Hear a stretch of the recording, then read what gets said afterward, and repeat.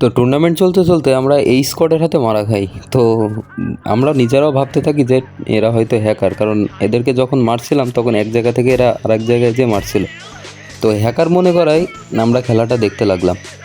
তো দেখেন কীভাবে গ্লিচ খাইতেছে এরা। দুইটা প্লেয়ার একসাথে লেগে আছে এবং একবার ছাদের উপরে একবার ছাদের নিচে লেগে আছে।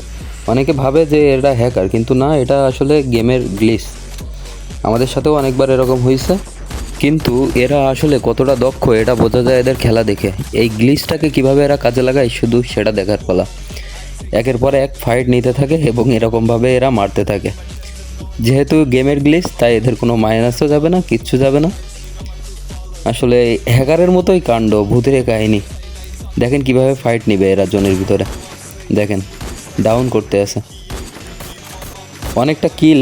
আমি যার খেলা দেখছিলাম তার সাথে যে প্লেয়ারটা গ্লিচ খেয়েছিল সেও অনেকটা কিল উঠাইছিল। এইখানেই শেষ হয়ে যায় এদের স্কোয়াড, এবং বাদ বাকি যারা ছিল তারা আসলে মরে যায় পরে এসে।